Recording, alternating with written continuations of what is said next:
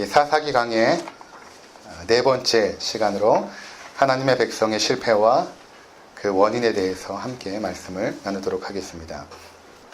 우리가 계속해서 가나안 땅에 들어간 하나님의 백성들이 하나님의 전쟁을 치러야 되는데 그들이 어떠했는가에 대한 부분을 나누고 있죠. 특별히 유다 지파를 출발로 하여서 그들이 가나안 정복에서 때로는 성공도 하였고 때로는 실패도 하였다. 이런 이야기들을 우리가 나누고 있습니다.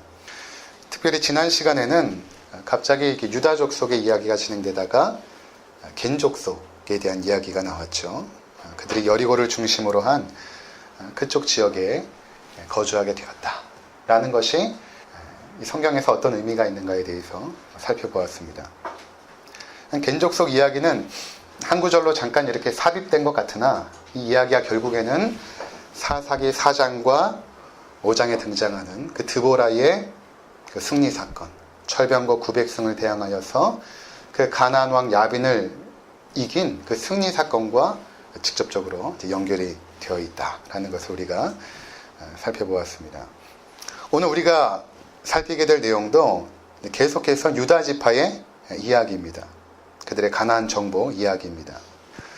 오늘 본문의 말씀은 그들이 어떻게 해서 실패했는가, 그리고 그 실패의 원인이 무엇인가에 대한 부분을 기록하고 있거든요. 그래서 우리가 함께 살펴보면서 하나님께서 우리에게 주시는 그 말씀을 찾아가 보도록 하겠습니다.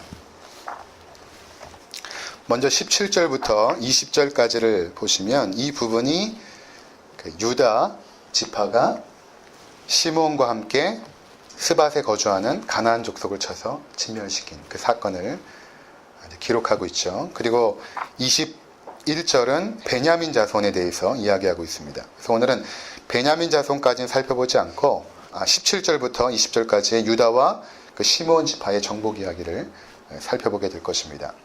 17절을 보시면 우리 함께 읽어보도록 하겠습니다. 17절. 유다가 그의 형제 시므온과 함께 가서 스밧에 거주하는 간 족속을 쳐서 그곳을 진멸하였으므로 그 성읍의 이름을 호르마라 하니라. 자, 유다 지파가 스밧에 거주하는 가나안 족속을 쳐서 진멸시켰다. 그래서 원래 그곳의 이름이 스밧이었는데 호르마라고 했다. 이렇게 이야기하고 있습니다. 이 호르마라는 뜻은 진멸하다라는 의미가 되거든요. 진멸하다. 신명기 7장 2절에 보면 하나님께서 너희가 가나안 땅에 들어가거든 그들을 진멸하라 이렇게 말씀하셨습니다. 그러니까 지금 이 구절은 유다 지파가 이 하나님의 말씀에 온전히 순종했다라는 이야기인 것입니다. 신명기 7장 2절에 보면 내 하나님 여호와께서 그들을 내게 넘겨 내게 치게 하실 때에 그때에 너는 그들을 진멸할 것이라. 그들과 어떤 언약도 하지 말 것이요 그들을 불쌍히 여기지도 말 것이며 이렇게 말씀하고 있습니다. 유다 지파가 스밧에 들어가서 그들을 진멸함으로 그곳 이름을 호르마라고 진멸시켰다. 이 호르마라는 뜻이 진멸시켰다라는 의미도 있지만 하나님께 바쳐졌다라는 의미도 있습니다. 그래서 그들을 진멸함으로 하나님께 바침받은 거룩한 도시가 되었다라는 그런 의미가 되는 것입니다. 자, 그런데 이렇게 유다 지파의 순종의 모습이 계속 진행되면 좋겠으나 그 다음 구절에 보면 반전됩니다. 상황이. 어떻게 반전되는가 하면 18절부터 한번 보도록 하겠습니다. 18절에서 20절입니다. 함께 읽겠습니다. 유다가 또 가사 및 그 지역과 아스글론 및 그 지역과 에글론 및 그 지역을 점령하였고 여호와께서 유다와 함께 계셨으므로 그가 산지 주민을 쫓아내었으나 골짜기의 주민들은 철병거가 있으므로 그들을 쫓아내지 못하였으며 그들이 모세가 명령한 대로 헤브론을 갈렙에게 주었더니 그가 거기서 아낙의 세 아들을 쫓아내었고. 자, 보시면 여기 18절에 그 등장하는 가사와 아스글론과 에글론은 어디냐면 블레셋 지역입니다. 그런데 보통 구약 성경에서 블레셋 지명을 언급할 때는 5개의 도시 전체를 언급을 합니다. 5개의 도시 전체. 그런데 여기에 2 도시가 빠져 있는 것입니다. 자, 이것은 무엇을 의미하냐 하면 유다 지파가 가나안 땅에 있는 블레셋과의 전투에서 하나님의 말씀에 온전히 순종하지 못함으로 말미암아 결국에는 2 지파를 승리하지 못하고 3 지파만 정복한 것으로 그렇게 표현하고 있는 것입니다. 결국 이 승리는 불안한 승리였고 불완전한 성공이었다는 것입니다.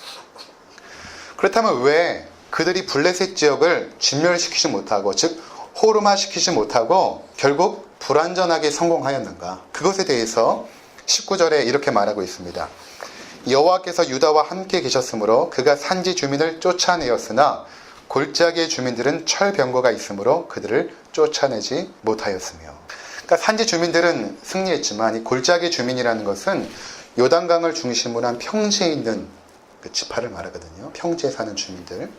이 산악지형에서는 철병거가 사용되지 못하지만 이 평지에서는 굉장히 무시무시한 무기로 사용됩니다. 특별히 이 블레셋 사람들은 어떤 사람이냐면 에게해를 넘어와서 이 가나안 땅의 남동부 지역을 차지한 사람들입니다. 그러니까 해양 민족이다 보니까 이 주변 나라들의 그 문화를 굉장히 빠르게 흡수했던 민족이거든요. 그 중에 하나가 무엇인가 하면 철기 문화입니다. 그러니까 철기 문화를 빠르게 흡수하여서 철병거를 만들었다는 것입니다. 그 철병거 때문에 결국에는 유다 지파가 쫓아내지 못했다. 이렇게 말하고 있는 것입니다. 여러분, 이 구절을 좀 유심히 보신 분들은, 성경을 좀 유심히 보신 분들은 잘 이해가 되지 않을 거예요. 19절을 잘 보시면. 왜냐하면 여호와께서 유다와 함께 계셨으므로 이렇게 말씀하고 있기 때문입니다. 여호와께서 유다와 함께 계셨는데 왜 산지에 사는 주민을 쫓아내었고 골짜기의 주민을 쫓아내지 못하였는가? 그러면 하나님께서 철병거를 가지고 있는 민족을 쫓아내지 못할 만큼 그렇게 연약하고 부족한 분이신가? 그렇게 지금 해석이 되는 것입니다. 이것이. 그렇죠? 그렇지는 않겠죠. 그러니까 오늘 우리가 살펴보게 될 이 중요한 주제는 바로 이 19절에 있습니다. 하나님께서 함께 계셨는데 왜 철병거를 쫓아내지 못하는가? 이건 하나님의 실패였는가 아니면 이스라엘 백성의 실패였는가 하는 것입니다. 19절은 마치 철병거 때문에 실패한 것처럼 보여집니다. 왜냐하면 쫓아내지 못했다라고 표현하고 있기 때문입니다. 그러나 우리가 지난 시간에 살펴본 것처럼, 여러분 지난 시간 기억하죠? 철병거 900승으로 야비당이 무장하죠. 그런데 어땠습니까? 드보라 장수가 일어나서 철병거 900승을 대항하여 승리합니다. 그러니까 하나님께서 함께 하신다라고 했을 때 순종하여 그 전쟁에 나간 자들은 반드시 승리하게 되어 있습니다. 그런데 철병거 때문에 실패했다라는 것은 어떤 의미가 되냐면 그들이 결국에는 하나님 앞에 순종하지 못했다라는 것을 말하고 있는 것입니다. 자, 여러분 쫓아내지 못했다라는 이 표현을 우리가 유심히 봐야 되는데 21절을 한번 보시기 바랍니다. 21절에도 보면 베냐민 자손은 예루살렘에 거주하는 여부수 족속을 쫓아내지 못했다 이렇게 말하고 있죠. 29절에도 보면 에브라임이라고 말하면서 가나안 족속을 쫓아내지 못했다. 30절에도 스불론은 쫓아내지 못했다. 31절에도 아셀이 쫓아내지 못하고 32절에도 쫓아내지 못함이었더라 이렇게 말하고 있습니다. 그러니까 이 구절을 우리가 쭉 읽으면 마치 하나님께서 함께 하셨지만 대적이 너무 강했기 때문에 이스라엘 백성이 쫓아내지 못한 것처럼 그렇게 이해가 되어집니다. 그러나 여러분 28절을 한번 보시기 바랍니다. 28절을 보면 우리 같이 읽도록 하겠습니다. 이스라엘이 강성한 후에야 가나안 족속에게 노역을 시켰고 다 쫓아내지 아니하였더라. 여기 보니까 뭐라고 말하고 있습니까? 쫓아내지 않았다. 쫓아내지 못한 것이 아니라 쫓아내지 않았다라는 것입니다. 쫓아내지 못한 것과 쫓아내지 않은 것은 완전히 의미가 다르거든요.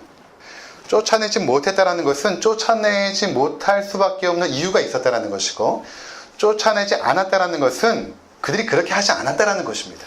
할 수 있음에도 불구하고. 그런데 사실 사사기 1장부터 시작되는 쫓아내지 못했다라는 모든 표현은 가장 원문에 가깝게 해석하면 쫓아내지 않은 것입니다. 대부분의 영어 성경이 쫓아내지 않은 것으로 번역을 하였습니다. 그러니까 이런 의미인 것이죠. 여호와께서 함께 하셨지만 그들이 철병거 때문에 쫓아내지 않았다는 것입니다. 여러분, 우리가 세상에서 살아가다 보면 때때로 그 가나안의 문화 있지 않습니까?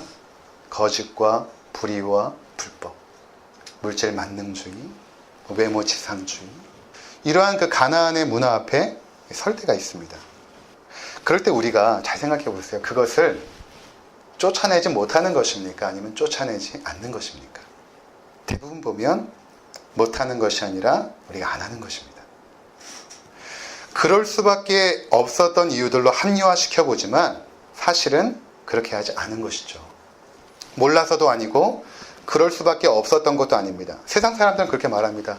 현실은 몰라서 그래. 저희 가정이 외국 생활을 하면서 터득한 삶의 비결 중에 하나가 있습니다. 이건 제가 경험과 체험으로 터득한 것이어서 굉장히 비싼 정보인데 오늘 제가 알려드리도록 하겠습니다.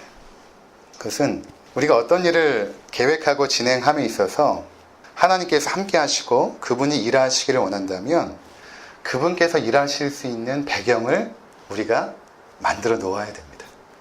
무슨 말인가 하면 어떤 일을 할 때 정직하고 솔직하게 해야 됩니다. 그래야 하나님께서 도와주세요. 거짓으로 무언가를 해서 목적을 이루는 것은 하나님께서 함께 하지 않으세요. 하나님은 불의와 타협하지 않습니다. 하나님 성품이잖아요. 근데 거짓으로 뭔가를 해놓고 하나님의 도움을 구한다면 하나님께서 함께 하지 않으세요. 결코 안 하십니다. 저는 그런 상황을 너무 자주 경험해서 이제 삶의 원칙이 되었어요. 제가 지금 그 LH 전세 임대에서 살고 있는데 전에 살고 있는 집이 너무 비좁아가지고 지금 현재 살고 있는 집으로 이제 이사를 하였습니다. 근데 어떻게 이사를 했냐면 집이 너무 마음에 들다 보니까 아직 등기가 되지 않은 집으로 이사를 한 것입니다. 그리고 건축주도 바로 이제 등기가 될 것이니까 이사를 하라고 말을 했어요. 그래서 등기가 안 된 집으로 이사를 한 것입니다. 근데 계속해서 이제 등기가 미뤄지고 있는 거예요. 알아봤더니 건축주가 이 건물을 팔고 나서 등기를 하려고 했던 것입니다. 그러니까 안 팔리니까 계속 미루고 있는 거예요. 그런데 LH의 그 재계약 날이 다가오고 있는 것입니다. 근데 만약에 그 재계약 날에 우리가 이미 이사를 했으니까 등기가 안 된 집에 이사했다는 사실을 알게 되면 LH 계약은 파기가 되는 것입니다. 그럼 저희는 굉장히 난감한 상황이 되는 것입니다. 근데 우리가 계속 건축주를 재촉을 했습니다. 빨리 등기를 좀 해주십시오. 그런데 한 주 남겨놓고도 등기가 안 되고 있는 것입니다. 그러면서 집주인이 이렇게 이야기를 합니다. 자기가 가지고 있는 건물이 여러 채가 있는데 그 중에 등기가 된 건물이 하나 있으니까 그 집으로 계약을 일단 합시다. 뭐 LH에서 와서 점검할 때 마치 사는 것처럼 그렇게 하면 되지 않습니까? 어려운 건 아닙니다. 가끔 그렇게도 합니다.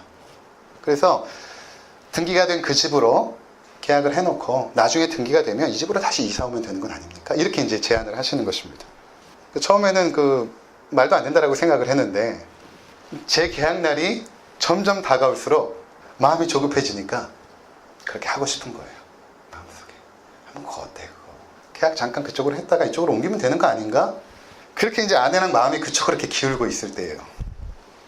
자, 그리고 만약에 그렇게 하지 않으면 결국 계약이 파괴되어서 작년 그 무더위가 한참 때였는데 그 희수를 데리고 또 이사를 해야 되고 이사 비용도 만만치 않지 않습니까? 또 집도 구하는 것도 문제고 이런저런 걸 생각하면 쉽게 그냥 그 집으로 그냥 계약하면 되지 않을까 생각했던 것입니다. 내 아내와 이제 충분히 이야기하면서 이런 결론에 도달했습니다. 이렇게 하는 거는 우리 스타일이 아니야. 우리가 아직까지 살아오면서 우리가 이렇게 하진 않았잖아. 이렇게 이제 결론을 내었습니다. 그럼 이제 방법이 없는 거예요. 제가 얘기했습니다. 내가 가서 한번 얘기해 볼게.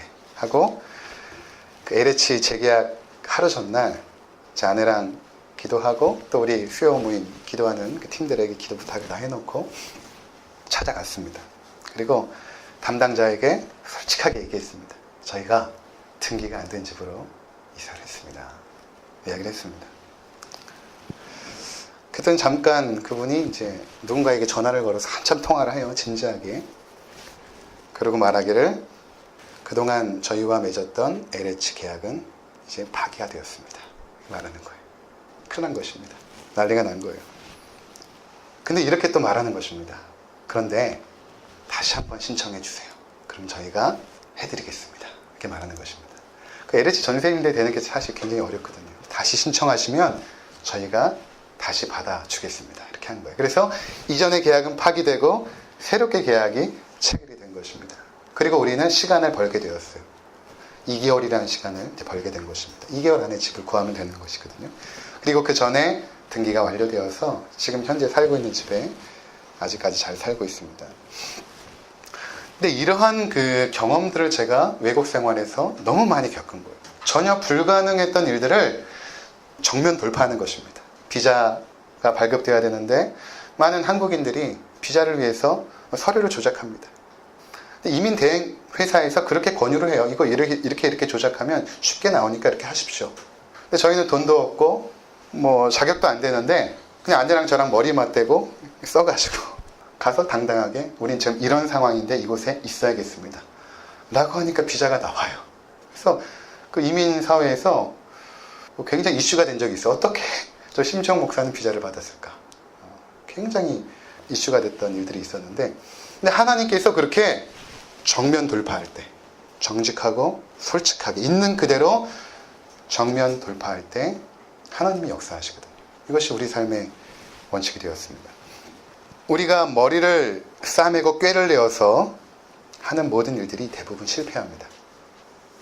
우리가 어떠한 중요한 일들을 앞두고 있을 때에 하나님께서 일하실 무대를 만들어 놔야 돼요. 이건 하나님의 일이 아니라 우리의 일입니다.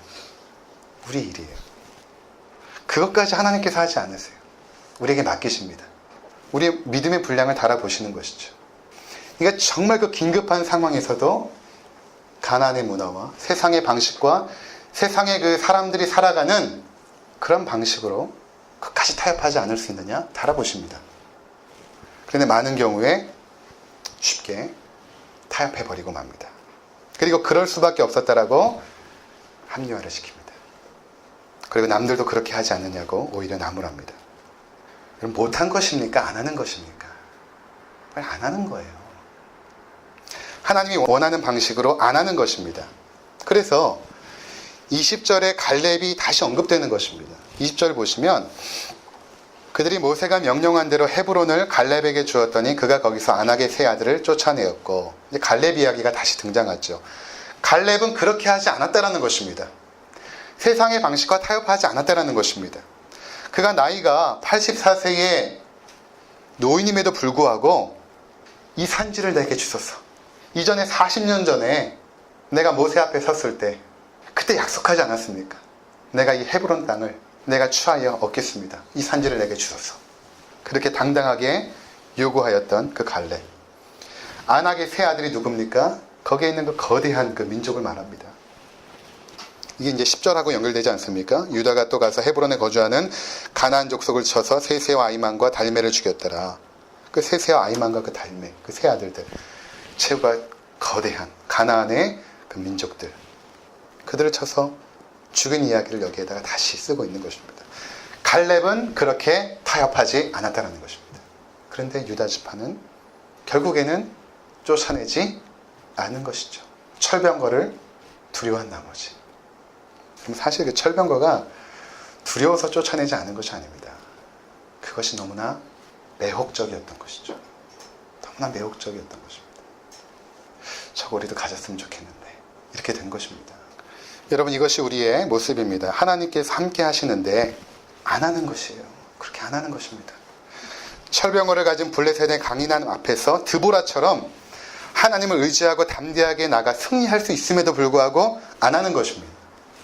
골리앗과 같은 거대한 세상 앞에서 다윗처럼 물맷돌 몇 개로 하나님을 의지하여 나가 승리할 수 있음에도 불구하고 안 하는 것이죠.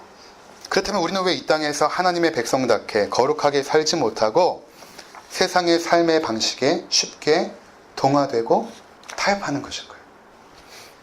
28절 한번 보시기 바랍니다. 이스라엘이 강성한 후에야 가나안 족속에게 노역을 시켰고 다 쫓아내지 아니하였더라. 30절입니다. 함께 읽겠습니다. 30절.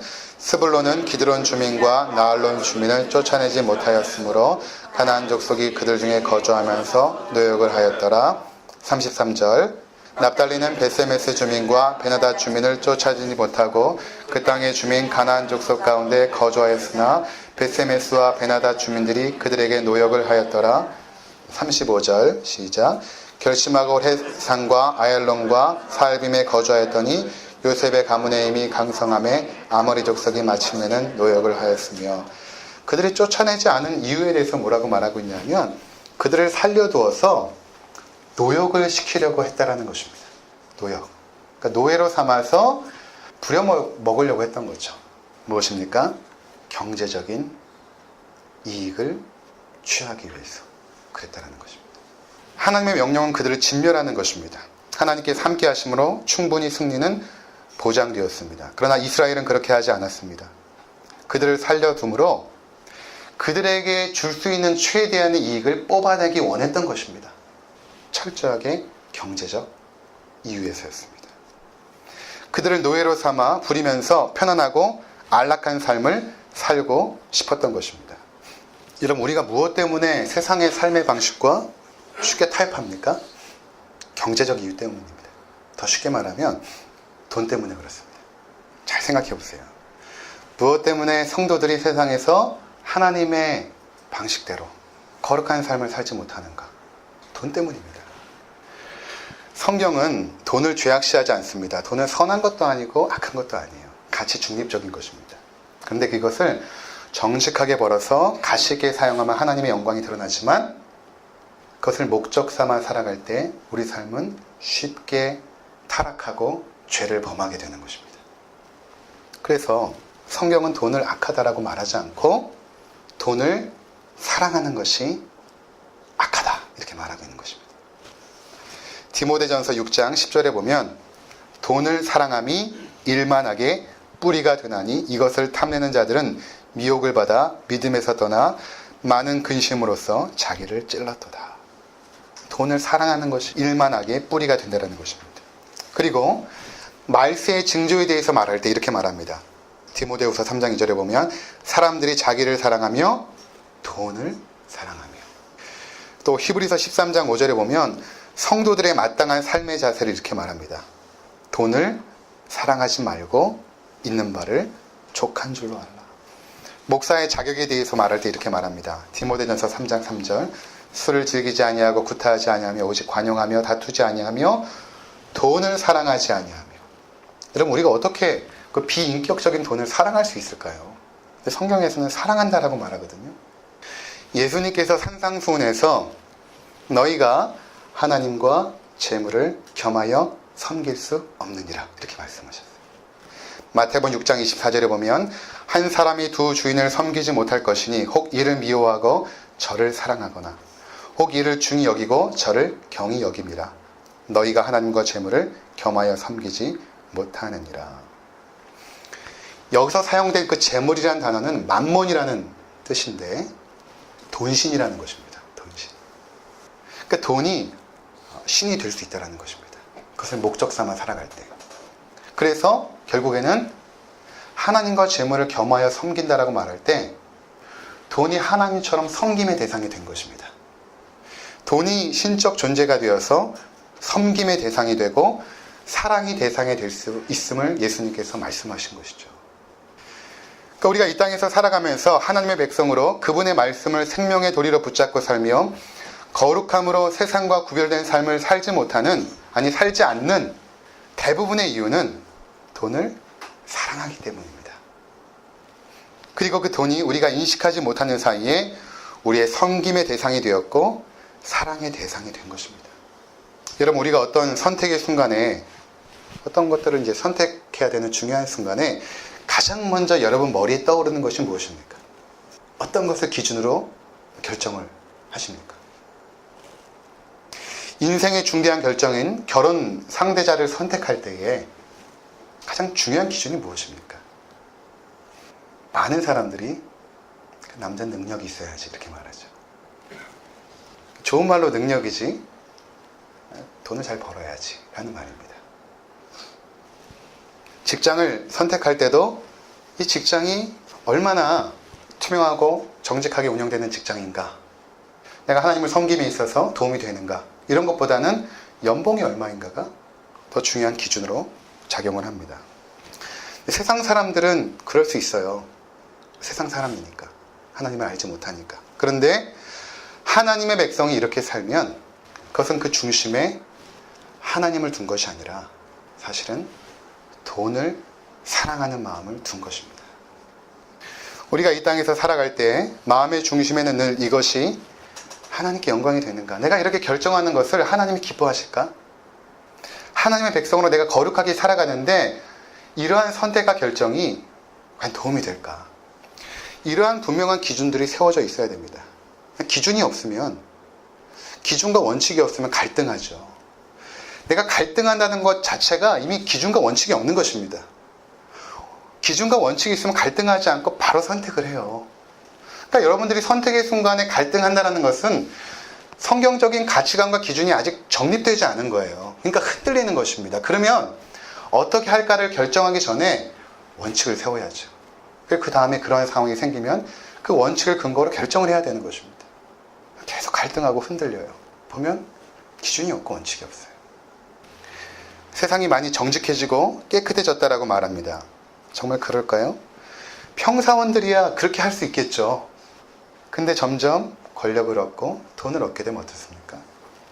권력과 지위를 사용하여 자기의 유익을 챙기기 위하여 그걸 사용하지 않습니까? 대부분 뉴스에 나오는 뉴스거리들이 뭡니까? 공무원들이 결국에는 높은 자리에 가면 그 이권을 사용하여 부정과 비리를 저지르는 거 아닙니까? 말단 사원일 때야 그럴 수 있겠습니까? 그렇다고 세상이 깨끗해졌다라고 말할 수 없는 거예요. 결코 아닙니다. 돈 때문에 부모를 죽이는 세상입니다. 하나님이 돈처럼 보이는 거죠. 그리고 돈이 하나님처럼 보이는 것입니다. 거기까지 갈 것도 없습니다. 우리의 삶을 송두리째 흔들고 내가 가장 힘들어하고 괴로워하는 이유가 무엇입니까? 돈만 있으면 뭔가 할 것 같지 않습니까? 내가 불행한 이유는 돈이 없어서라고 생각하지 않습니까? 이미 돈이 섬김의 대상이 되고 사랑의 대상이 된 것입니다. 그렇기 때문에 성도들이 실패하는 것입니다. 그리고 그것은 하나님께서 함께하지 않아서가 아니라 내가 하나님을 거부한 것입니다. 그럼 우리가 어떻게 해야 되겠습니까? 무엇을 추구하고 어떤 것을 기준으로 선택하며 살 것인가? 우리가 마지막으로 야고보서 4장 함께 보고 말씀을 마치도록 하겠습니다. 야고보서 4장 13절입니다. 들으라 너희 중에 말하기를 오늘이나 내일이나 우리가 어떤 도시에 가서 거기서 1년을 머물며 장사하여 이익을 보리라 하는 자들아 내일 일을 너희가 알지 못하는도다. 너희 생명이 무엇이냐? 너희는 잠깐 보이다가 없어지는 안개니라. 너희가 도리어 말하기를 주의 뜻이면 우리가 살기도 하고 이것이나 저것을 하리라 할 것이거늘 이제도 너희가 허탄한 자랑을 하니 그러한 자랑은 다 악한 것이라. 그러므로 사람이 선을 행할 줄 알고도 행하지 아니하면 죄니라. 자, 우리가 어떻게 지금 살고 있냐 하면 우리가 내일이나 오늘이나 내일이나 어떤 도시에 가서 1년을 장사하여서 이렇게 이익을 볼 것입니다. 내가 나중에 노후가 되면 이렇게 준비해서 이 노후를 좀 잘 살아볼 것입니다. 내가 나중에 이러이러한 사업을 해서 한번 잘 살아보겠습니다. 대부분 이렇게 삽니다. 근데 우리가 이러한 삶을 그냥 당연하게 생각하죠. 근데 성경은 뭐라고 말하냐면 14절에 내일 일을 너희가 알지 못하는도다. 너희 생명이 무엇이냐? 너희는 잠깐 보이다가 없어지는 안개니라. 네가 내일의 일을 알지도 못하면서 장래일에 대해서 이렇다 저렇다 계획하고 어떠한 것을 하겠다라고 하는 너의 그 생각이 얼마나 허망한 것인 줄 아냐? 이렇게 말하는 것입니다. 이렇게 해야 된다는 것입니다. 15절에 너희가 도리어 말하기를 주의 뜻이면 우리가 살기도 하고 이것이나 저것을 하리라 할 것이거늘 이제 너희가 허탄한 자랑을 하니 그러한 자랑은 다 악한 것이라. 너희의 삶에 그 바라보아야 되고 살아가야 될 그 삶의 태도는 미래에 있는 것이 아니라 지금 하나님께서 명하시는 거룩한 순종의 삶을 살아라 라는 것입니다. 지금 살아라. 이것이 하나님의 뜻이면 내가 이것을 순종하겠습니다 하고 지금 순종해야지. 너희가 무슨 생각을 하고 있느냐? 너희의 생각 속에서는 내가 하나님의 뜻을 순종해야 되겠다는 마음조차도 없이 내가 나중에 이렇게 저렇게 살겠다. 너희는 잠깐 있다가 없어지는 안개와 같은 존재 아니냐. 이렇게 하나님께서 우리에게 말씀하고 있는 거예요. 우리 삶의 목적이 미래에 있는 것이 아닙니다. 왜냐하면 우리는 안개처럼 사라질 수 있다는 것입니다. 지금 무엇이 하나님의 뜻일까 묻고 순종해야 됩니다. 현재가 하나님의 뜻을 이루는 순간입니다. 우리 각자에게 하나님이 주신 사명이 있습니다. 하나님의 백성으로 거룩하게 살아가는 것입니다. 가정에서, 직장에서, 그리고 내가 홀로 있는 그 순간에도 하나님의 영광과 기쁨을 나타내야 되는 것이죠. 그것이 우리를 향한 하나님의 뜻인 것입니다. 오늘 이 사사기 말씀이 우리 가운데 주시는 그 메시지가 너무나 명료하지 않습니까? 하나님이 함께 하심으로 철병거라 할지라도 능히 승리할 수 있었음에도 불구하고 그 두려움과 그 권세 앞에 그들이 주눅든 것이 아니라 사실은 너무 매혹적이어서 그것을 남겨둔 것입니다. 이방인들을 지멸하지 않고 그들을 남겨두고 함께 살 길을 모색하기 시작한 것이죠. 다시 한번 하나님의 말씀으로 돌아가시고 그곳에서 여러분의 삶의 원칙과 기준을 바르게 세우시기 바랍니다.